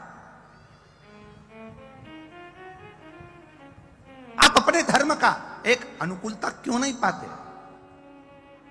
हम तुमसे कभी नहीं कहेंगे कि तुम, हम ये कभी नहीं कहेंगे कि तो आज तक इस व्यासपीठ ने नहीं कहा कि तुम मंदिर नहीं जाओगे तो नरक चले जाओगे। आज तक इस व्यासपीठ ने ये नहीं कहा कि तुम भगवान का भजन नहीं करोगे तो नरक चले जाओगे, क्योंकि नरक हमने भी नहीं देखा, तो हम आपको क्यों कहें कि तुम नरक चले जाओगे। हाँ, अलवर वाले अगर घूम के आए हो तो बात दूसरी है, पर हम तो नहीं गए। हम आपसे कभी ये नहीं कहे कि तुम अगर मंदिर नहीं जाओगे तो यहां चले जाओगे, मंदिर जाओगे तो बैकुंठ चले जाओगे, दान करोगे तो बैकुंठ चले जाओगे, सत्कर्म करोगे तो बैकुंठ चले जाओगे। हमने बैकुंठ की कभी चर्चा नहीं करी, क्योंकि हम बैकुंठ भी नहीं गए। तुम लोग गए हो तो बात दूसरी है। ना हम नरक गए ना बैकुंठ गए, पर शंकर भगवान की इस भूमि पर हम रह रहे हैं, देव अधिदेव महादेव की धरा इस पृथ्वी पर हम रह रहे हैं, तो हम ये जानते हैं कि बैकुंठ भी यही है और नरक भी यही है। आप अच्छा कर्म करोगे तो यहीं पर दिख जाएगा, और बेकार कर्म करोगे तो यहीं पर दिख जाएगा। हमें दूर जाने की जरूरत ही नहीं पड़ती है। यहीं इस भूमि पर, इस मृत्यु लोक में, इस संसार सागर में जैसा कर्म करोगे वैसा फल पा जाओगे। अच्छा कर्म करिए।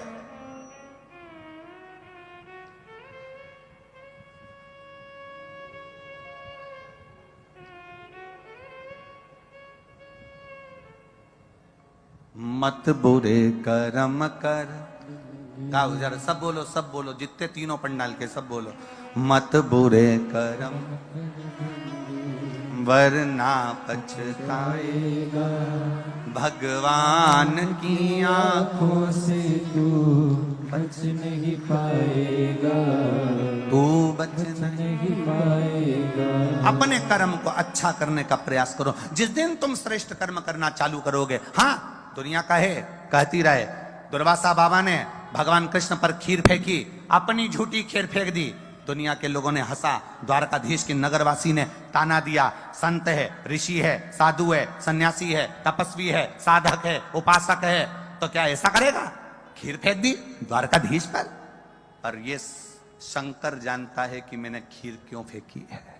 शिव जानते हैं कि खीर क्यों दी है, इसके शरीर पर कवच दिया है, मेरा द्वारिका नाथ के प्राण न छूटें उसकी व्यवस्था करी है, ये शिव जानते हैं। क्यों वेद व्यास जी ने लिख दिया कि शंकर भगवान पर चढ़े हुए जल का आचमन करने से 3 ताप समाप्त हो जाते हैं, शंकर भगवान पर चढ़े हुए प्रसाद का मात्र दर्शन करने से हमारा दुख, कष्ट और रोग समाप्त हो जाता है। शिव जी का प्रसाद दूसरी रात्रि तक नहीं रखा जाता। शंकर भक्त, आप लोग 16 सोमवार के उपास करे होंगे, 16 सोमवार करें किसी ने? जिन न करे जरा हाथ उठाना। अरे बहुत सारों ने करे ने, प्रणाम जी जी आपको, और मेरे भाइयों को भी दंडवत प्रणाम। आप लोगों ने 16 सोमवार करें, उसमें लिखा है शंकर भगवान का चूरमे का जो प्रसाद बनता है, उद्यापन का जो प्रसाद बनता है, उसको एक रात्रि नहीं रखा जाता। यह 16 सोमवार की कथा में लिखा है, यह 16 सोमवार के उद्यापन में लिखा है। शिव का प्रसाद एक रात्रि नहीं रखा जाता। क्यों? शिव महापुराण की विद्येश्वर संहिता कहती है, शिव का प्रसाद सामने आया और तुमने ये विचार करा कि इसको मैं बाद में खाऊंगा, उसका भी दोष हो जाता है। शिव का प्रसाद आया, उसको तुरंत पालो, प्रणाम कर लो, नमन कर लो, उससे भी हमारे ताप, दुख, कष्ट समाप्त हो जाते हैं। तो ये शिव तत्व को पाने का तरीका हमारा शास्त्र बताया। अब दुनिया के लोग कहें क्या जल चढ़ाने से कुछ फल मिल सकता है? ये एक अलवर की कोई माता ने पत्र लिखा,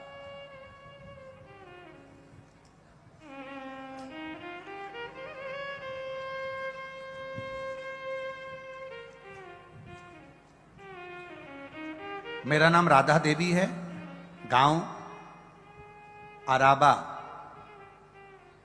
जिला बड़मेर, बाड़मेर, अराब जी, गांव अराब, जिला बाड़मेर, निवासी अलवर। कहीं बैठी हैं? हाथ हिला सकती हैं अगर कहीं बैठी हो। मेरा नाम राधा देवी है, कहीं बैठी हो तो हाथ हिला सकती हैं। दोनों तीनों पंडाल में कहीं पर भी बैठी हो तो हाथ हिला। राधा देवी, गांव अराबा, जिला बाड़मेर, निवासी हूं, अलवर में रहती हूं। मुझे 2009 में कैंसर हो गया था। जयपुर में ऑपरेशन हुआ, फिर वापिस फेफड़ों में पानी भरकर फिर वही रोग बता दिया गया। 20 दिन दिल्ली के हॉस्पिटल में भर्ती रही, फिर दवाइयां शुरू हो गई पर आराम नहीं था। मेरी भतीजी को मालूम पड़ा टीवी के माध्यम से कि शंकर भगवान पर चढ़ा हुआ जल, एक बेलपत्र पाने से रोग ठीक होता है। मेरी भतीजी ने जब बताया तब मेरे घर के लोगों ने जल चढ़ाकर बेलपत्र मुझे लाकर देना चालू करा। बाबा की कृपा का मैं क्या वर्णन करूं। डॉक्टर ने कहा था ये दूसरी बार का कैंसर ठीक नहीं होगा। शिव की कृपा से आज मैं पूर्ण तरह से ठीक हूं, इसलिए बाबा को यहां नमन करने के लिए। ये शिव तत्व है, वो घड़ी है, उसकी भक्ति, उसका विश्वास। एक पत्र और आया है किसी का, देखिए।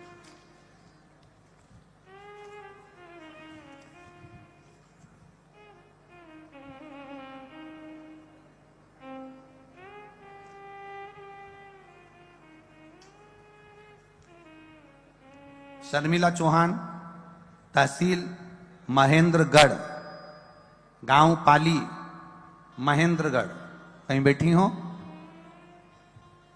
तो हाथ हिलाइएगा, जहां कहीं भी बैठी हो। शर्मिला चौहान, तहसील महेंद्रगढ़, गांव पाली, महेंद्रगढ़। मोबाइल नंबर लिखा है जिन्होंने। कहीं बैठी हो तो हाथ हिला सकती हैं। अगर 3 पंडाल में से कहीं दूसरे पंडाल में भी हो तो दिख गई क्या? आप ही हैं? हाँ जी, हाथ हिला। साथ में बच्ची लाई हैं क्या? गुरुजी, मैं क्या बखान करूं। कई साल हो गए थे, 8-9 साल से संतान का सुख नहीं था गुरुदेव। सब डॉक्टरों ने मना कर दिया था कि आपके तकलीफ है इसलिए संतान नहीं होगी। कई बार टेस्ट पे भी करवाया पर उसका कोई फल नहीं हुआ। तब एक बार किसी ने बताया कि मोबाइल पर एक क्लिप आई जिसमें सफेद आंकड़े की जड़ का प्रयोग था और पशुपतिनाथ के व्रत का वर्णन था। बाबा की कृपा से मैंने किया गुरुदेव। डॉक्टरों ने तो मना कर दिया था।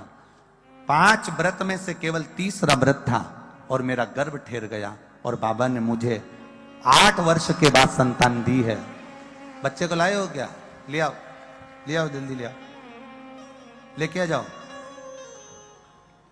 8 वर्ष के बाद बाबा ने मेरे घर में औलाद दी है गुरुदेव। मैं दूर से आई हूं, बाबा को नमन करने आई हूं, क्योंकि उसी का दिया हुआ लेकर आई हूं। खाली ना जाता कोई, सब बोलिए, दर से तुम्हारे भी खड़ा हूं नंदी बाम अपने हृदय से लगा लो गिरा जा रहा हूँ, उठा लो भोले अपने दर से अब तो न टालो, गिरी जा रही हूँ, उठा लो। आपका विश्वास दृढ़ हो, आपका भरोसा दृढ़ हो, और जब विश्वास भरोसा दृढ़ हो जाता है, शिव मिल जाता है। थोड़ी परीक्षा जरूर लेगा मेरा भोलेनाथ, ये निश्चित है। परीक्षा लेने में पीछे नहीं हटता। दुनिया के लोगों को लगे इन्होंने खीर फेंक दी, दुनिया के लोगों ने कहा भगवान के ऊपर खीर फेंक दी, द्वारिकाधीश के ऊपर खीर फेंक दी, पर वो उसने परीक्षा ली है, उसने परीक्षा ली, वो सहज नहीं,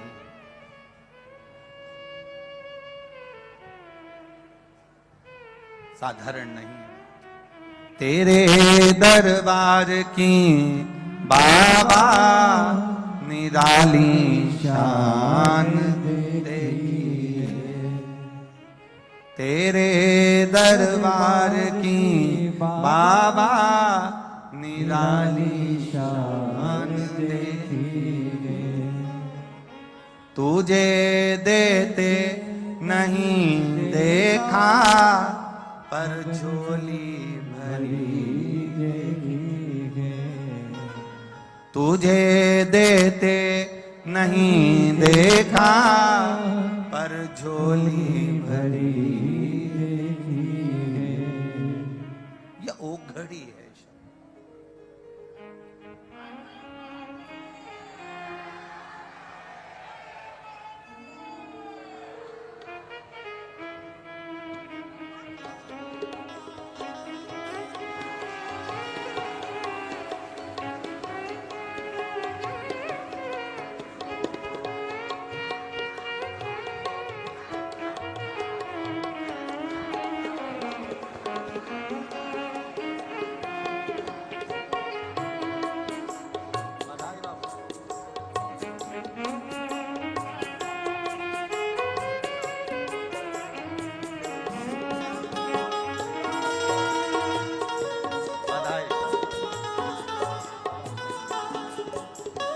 बधाई। शिव तत्व होता ही ऐसा। अरे लुटा दिया भंडार काशी वाले, कर दिया माला काशी वाले। उघड़दानी मेरा देवाधिदेव महादेव परीक्षा बहुत लेता है। उन्होंने राम जी की परीक्षा ली, उन्होंने भगवान कृष्ण की परीक्षा ली, अर्जुन की परीक्षा ली, भीष्म पितामह की परीक्षा ली, राजा दशरथ जी की परीक्षा ली, राजा जनक जी की परीक्षा ली। ऐसा नहीं कि परीक्षा नहीं लेगा, बहुत बहुत लेगा।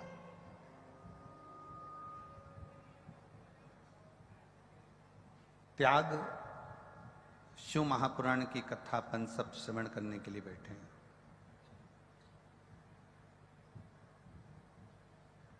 और इस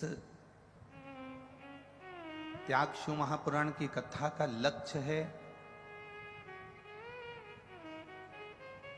कि बुरा विचार हमारे भीतर अगर आ जाए, बुरे विचार हमारे अंदर अगर प्रवेश कर जाए तो हम उसका त्याग कर दें।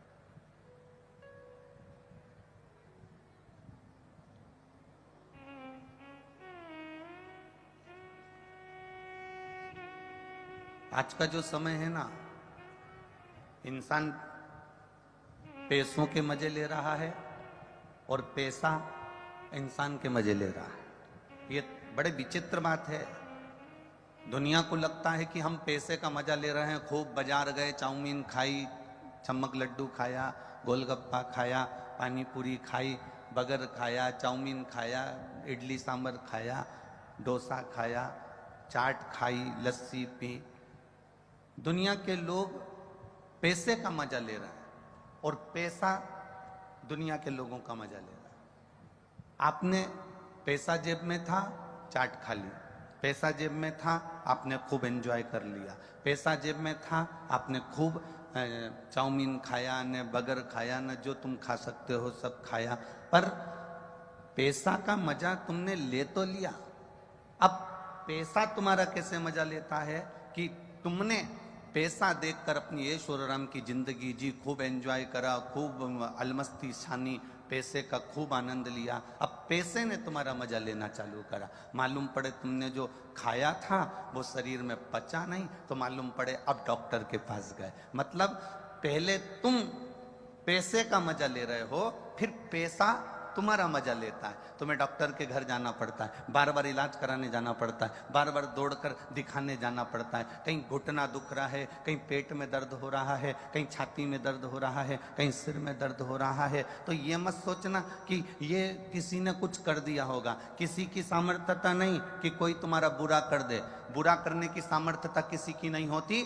सामर्थ्यता अपनी खुद की है। हम जब अच्छा करेंगे तो हमें अच्छा मिलेगा, हम जब बुरा करेंगे तो हमको बुरा मिलेगा। जैसा खाया है वैसा पचाना भी पड़ेगा। उसमें सहजता, सरलता हमारी होना चाहिए। दुनिया के लोगों को लगे कि हम पैसे का मजा ले रहे हैं तो बहुत गलत बात। पैसे का मजा तुम नहीं ले रहे। जब तुम्हारी जिंदगी पलटेगी तब पैसा तुम्हारा मजा लेगा।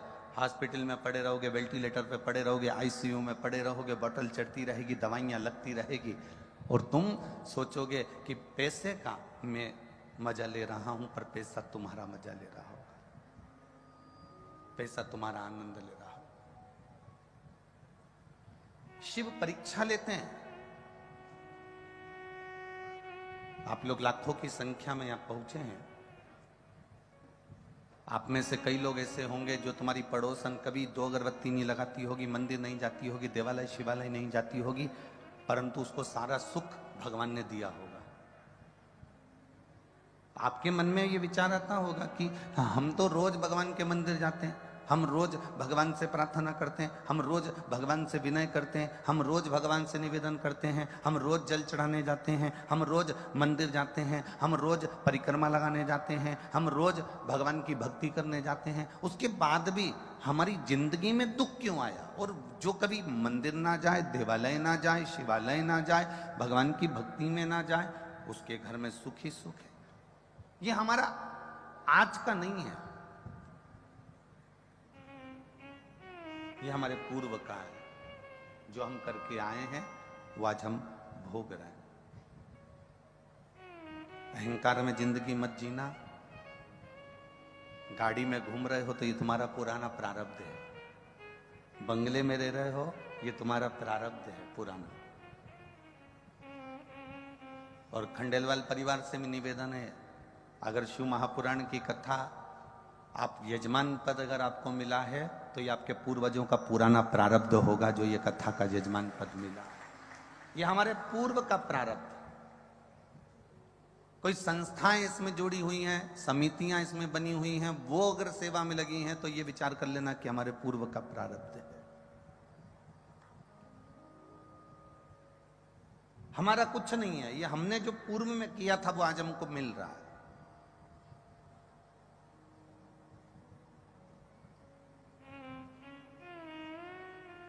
इसलिए पहले भी कहा, मत बुरे कर्म कर बंदे वरना पछताएगा।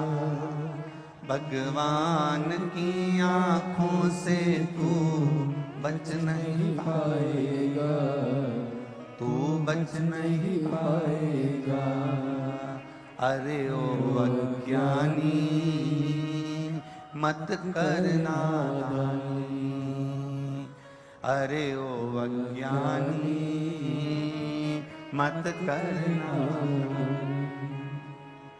तेरे कर्म का फल भी तू ही पाएगा, जैसा किया तूने तेरे आगे आएगा। मत बुरे कर्म कर बंदे वरना पछताएगा। भगवान की आंखों से तू बच नहीं पाएगा, तू बच नहीं पाएगा। अपने जीवन का कोई अच्छा कर्म करते जाओ, अपने जीवन का कोई श्रेष्ठ कर्म करते जाओ। तुम्हारे मरने के बाद तुम्हारे परिवार के लोगों ने कितने लोगों को खाना खिलाया? तुम्हारी आंख बंद होने के बाद तुम्हारे घर के लोगों ने कितने लोगों को भोजन कराया? उससे मतलब मत रखना। यहां जितने बैठे हैं ना, कई लोग बड़े खुश होते हैं, हमारे ससुर मरे थे तो हमने 500 लोगों का खाना खाया। हमारी सास मरी तो हमने हमारी पूरी समाज का भोजन करा। हमारे दादा ससुर मरे तो हमने इतने लोगों को खाना खिलाया, इतने लोगों को भोजन कराया। इस भ्रांति और भ्रम में मत जियो। आंख बंद होने के बाद तुम कितने लोगों को खाना खिला रहे हो उससे मतलब मत रखना। मतलब रखना कि तुम्हारी आंख जब तक खुली है, तुम जब तक जिंदा हो, तो तुमने किसी गरीब को खाना खिलाया कि ना खिलाया, किसी प्यासे को पानी पिलाया कि ना पिलाया, किसी ऐसे मरीज को जो दवाई के लिए तरस रहा है उसको औषधि चाहिए, और हमारे पास में थोड़ा भी धन अगर अधिक है और उसके पास में नहीं है, तो आपने किसी औषधि का खर्चा उठाया कि नहीं उठाया। किसी विकलांग के जीवन में कोई कष्ट आया तो उसका हाथ पकड़कर आपने उसको चलना सिखाया कि नहीं सिखाया। हमारी शिव महापुराण की कथा में भगवान देवाधिदेव महादेव का चरित्र आता है। शंकर भगवान मृत्यु लोक के देव हैं, शंकर भगवान इस भूलोक के देव हैं, ब्रह्मा ब्रह्म लोक में रहते हैं, भगवान विष्णु बैकुंठ लोक में रहते हैं, पर मृत्यु लोक का अगर कोई देव है तो वो देव अधिदेव महादेव है। शंकर भगवान पशु के भी देवता हैं, इसलिए पशुपति नाथ हैं। पक्षी के भी देवता हैं, इसलिए उनका सरंभेश्वर महादेव नाम है। सरंभेश्वर महादेव नाम क्यों पड़ा? गिद्ध रूपी पक्षी का रूप धरकर नरसिंह भगवान को उठाकर उत्तराखंड की अलकनंदा में डाला था, इसलिए उनका नाम सरंभेश्वर है। पशुओं के देवता हैं तो वो पशुपति नाथ बने, पक्षियों के देवता हैं इसलिए सरंभेश्वर नाथ बने, मनुष्यों के देवता हैं इसलिए देवाधिदेव महादेव बने, शिव बने, और देवताओं के भी देवता हैं इसलिए शिव तत्व को प्राप्त किया। असुरों के भी देवता हैं,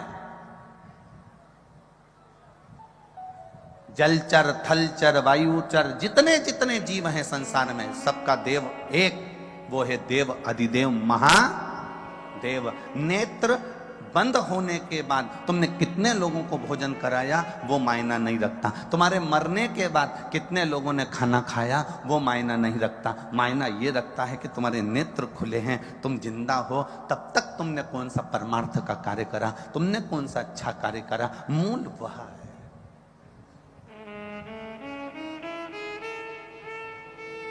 कई कई माताएं बड़ी अकड़ में कह देती हैं, वो तो मैं जिंदा हूं ना इसलिए ये घर चल रहा है,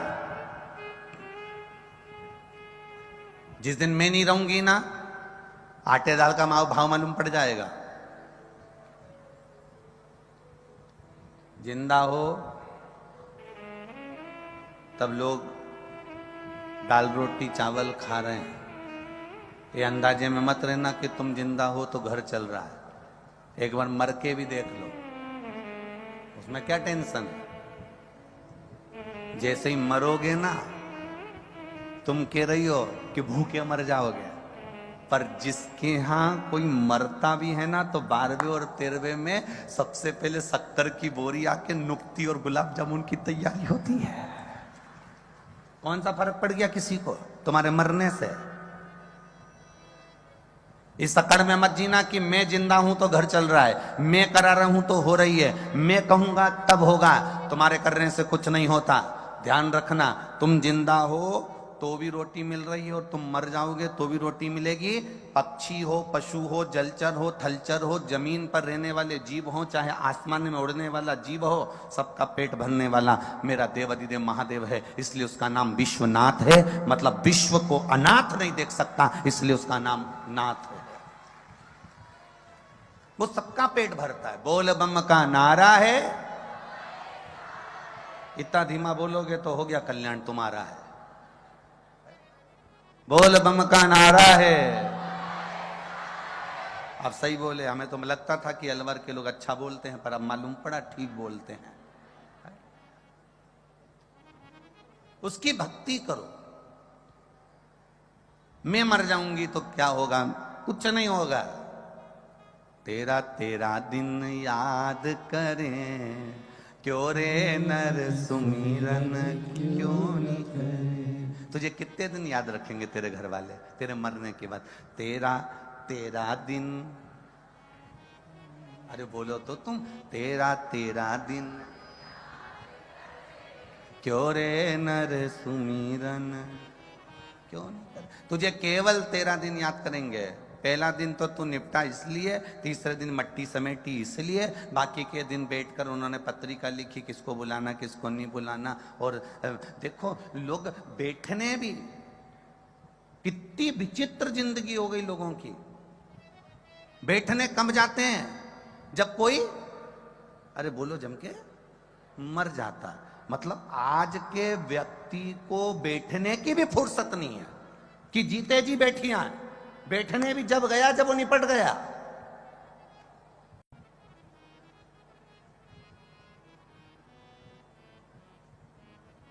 इतनी सी फुर्सत नहीं लोगों को कि वो हॉस्पिटल में बीमार है, तुम्हें मालूम पड़ गया कि उसकी तकलीफ ज्यादा है, तबीयत ज्यादा खराब है, नहीं गए, नहीं गए। और अब वो चले गया, तब लोग बैठने के लिए गए। घर की बहुएं भी आंख में से आंसू ढा रही हैं, रो रो के बोल रही हैं रात्रि को तो अच्छे ही थे, खूब बढ़िया थे, 3-4 मक्का की रोटी खाई थी,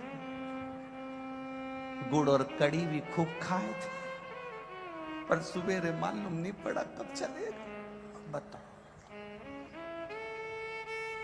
अब 2-4 को बताया, ये गई, उसके बाद 2-4 और आ गई, उन्होंने फिर वो बैठने आई, बहुत अच्छे थे, फिर बताना चालू करा, रात को तो अच्छे थे, 2-4 मक्का की रोटी खाई, कड़ी और गुड़ खाया, मर गए, मालूम नहीं पड़ा। फिर वो चली गई, फिर किसी को बताया, पूरे 10 दिन जो आता है उसको एक ही चीज बताई जाती है, इससे अच्छा एक सीडी भरवा लो और एक प्लेयर बाज में रख लो, उसमें तुम बस पल्लू डाल के ऐसी बैठी रहो और बस ऐसी बटन दबा दी और वो प्लेयर बोलता रहेगा कि कैसे मरे।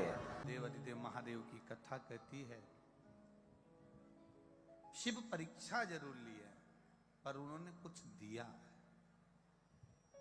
यहां पर भी परीक्षा जरूर होगी, ऐसा नहीं, पर खाली भेजेगा नहीं, ये निश्चित है। कथा कहती है, देवराज नाम का ब्राह्मण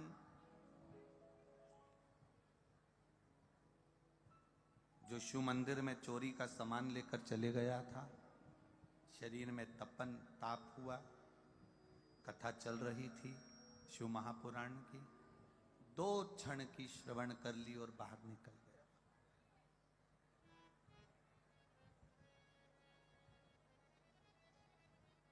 बहुत सुंदर प्रसंग है। पुष्कर राज की धरा पर एक कोई ब्राह्मण देव ने एक प्रश्न किया कि गुरुदेव ये बताइए कि शिव महापुराण की जो कथा है वो नगर नगर में जाकर, शहर शहर में जाकर क्यों होती है, गांव गांव में जाकर क्यों होती है, उसका कारण क्या। हम उनसे, क्योंकि प्रश्न उनका आखिरी दिन का था और पत्र हमने रात्रि को पढ़ा तो कथा तो पूर्ण हो चुकी थी तो बता नहीं पाए, पर अगर वो सुन रहे हो तो अपने स्मरण में जरूर लाइएगा।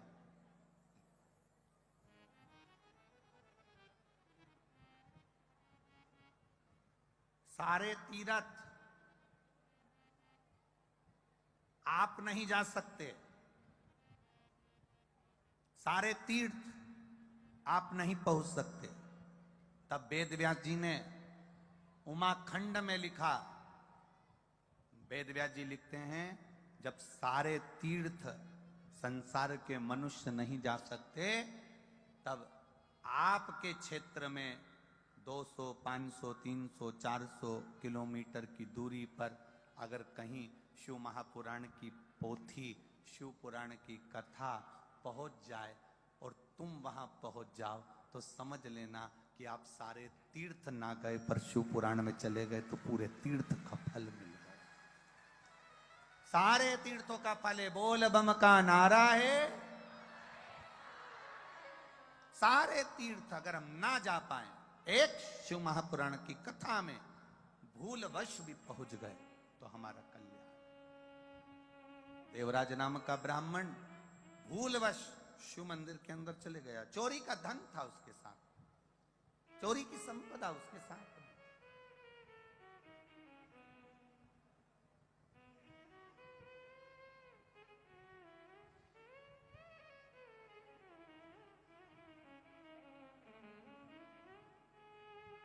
अब जब वो मंदिर के अंदर गया, शिव पुराण चल रही थी, प्रसंग चल रहा था, कानों में थोड़ा सा शब्द गया, बाहर निकला, शरीर में तपन थी ना, कष्ट था, मन नहीं लग पा रहा। जब शरीर में कष्ट होता है ना तो चित्त नहीं लग पाता, मन नहीं लग पाता।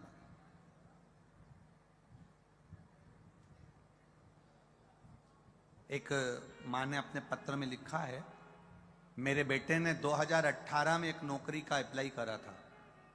माँ ने लिखा,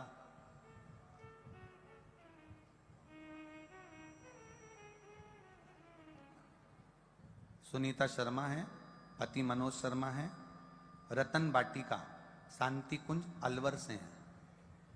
कहीं बैठी हैं? आप ही हैं? ऐसे हाथ हिला दो एक बार। हाँ, एक बार वापिस हिला दो ऐसा। सुनीता शर्मा, पति मनोज शर्मा, रतन बाटिका, शांति कुंज अलवर की रहने वाली हूं। मेरा मोबाइल नंबर ये है। गुरुजी, मैं अलवर की निवासी हूं, यहीं शांति कुंज में रहती हूं।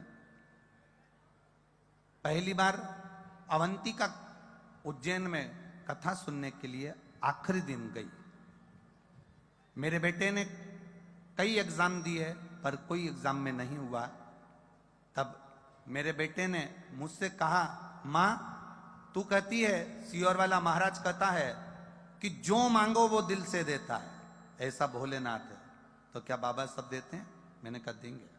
तू एक लोटा जल चढ़ाना चालू कर, शिव मंदिर जाना चालू कर। वहां से आई उज्जैन से, बाबा को कथा के पंडाल में कहकर आई थी, अगर मेरे बेटे की नौकरी लग गई ना बाबा, तो आपको मैं दंडवत करूंगी पंडाल में। बाबा, बेटे ने 2018 में एक एप्लीकेशन लगाई थी, एक इंटरव्यू दिया था, उसका रिजल्ट नहीं आया। 2018 निकल गया, 2019 निकल गया, 2020 निकल गया, 2021 निकल गया, 2022 निकला। शिव तत्व किसको कहते हैं गुरुदेव? बेटे ने भी शिव मंदिर जाना प्रारंभ किया और बाबा की कृपा से पशुपति व्रत करना प्रारंभ करा। आप कहते हो जो मांगते हैं पंडाल में वो देता है। निश्चित है 2018 की नौकरी मेरे बेटे को 2023 में दे दी और मेरा बेटा रेलवे में नौकरी कर रहा है। मैं यहाँ प्रणाम करने के लिए आई। माँ आपको धन्यवाद। एक बार जोरदार हाथ हिला दीजिए। हर हर महादेव।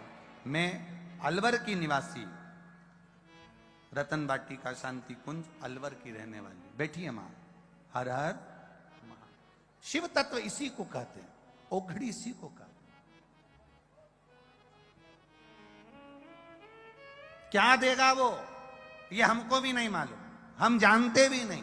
हम तो इतना कहते हैं तुम दिल से कथा सुनो।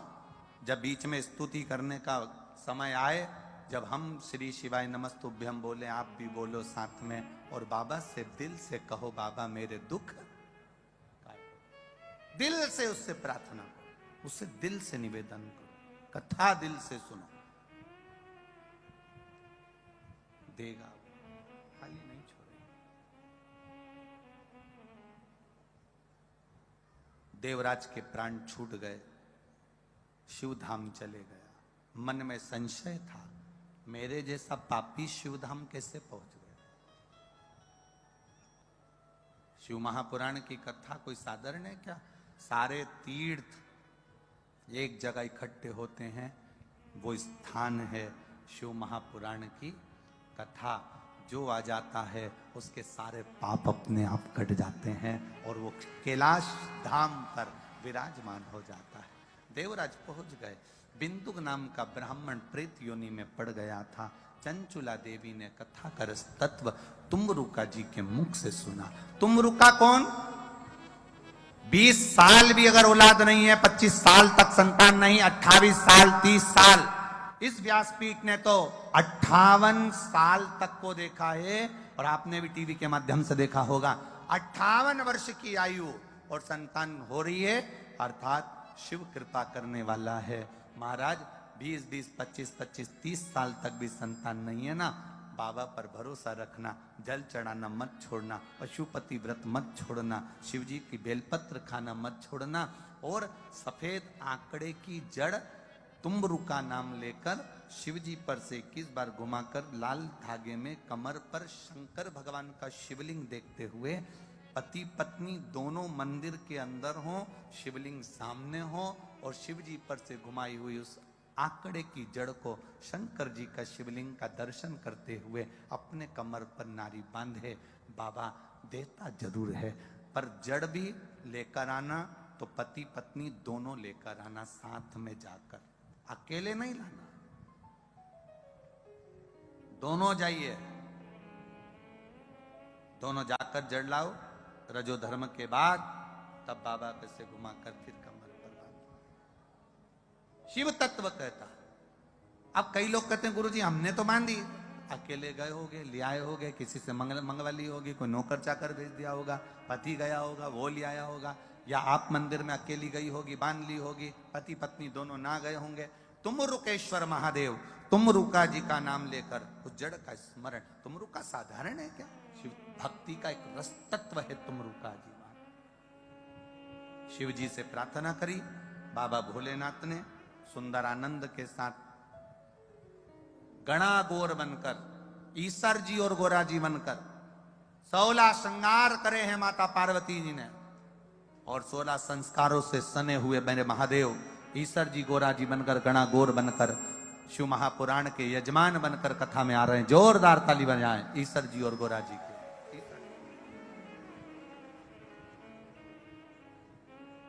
मेरे वो घड़नानी गणा और गोर बनकर ईसर जी और गोरा जी बनकर पधारे। भगवान देव अधिदेव महादेव ने सुंदर रस तत्व से शिव महापुराण की कथा का रस तत्व ग्रहण किया। बड़े भाव साथ अलवर राजस्थान में आज पहले दिन की कथा यहां पर विराम हो रही है। कल कथा का दूसरा दिवस रहेगा। त्याग शिव महापुराण की कथा का रस तत्व 1 बजे से 4 बजे तक अपन श्रवण कर रहे हैं। मेरा सभी श्रोता बहन भाइयों से निवेदन है, आप बहुत ज्यादा संख्या में हैं, धीरे धीरे चलना। कीचड़ पानी हो तो पांव धीरे रखना, जिससे आपके शरीर को चोट ना पहुंचे। गाड़ियां जब घर के लिए लेकर जाओ तो धीरे निकालना, धीरे लेकर जाना। चेन, अंगूठी, मोबाइल, पर्स कुछ लेकर मत आना। कथा में आओ तो अपने सोने की रकम, कोई सामान लेकर मत आना। अगर कोई सामान घूमता है, खोता है, जजमान परिवार उसके जवाबदार नहीं होंगे और ना प्रशासन जवाबदार होगा। आपके सामान के आप स्वयं जवाबदार होंगे। अपने बच्चों का ध्यान रखो, कहीं इधर उधर ना जाएं, इसका स्मरण रखें। जब लोहे के खंभों से, लाइट के तारों से थोड़ी दूरी बनाकर रखें और अपने जीवन को सार्थक बनाएं। हर हर जय जय श्री राधे।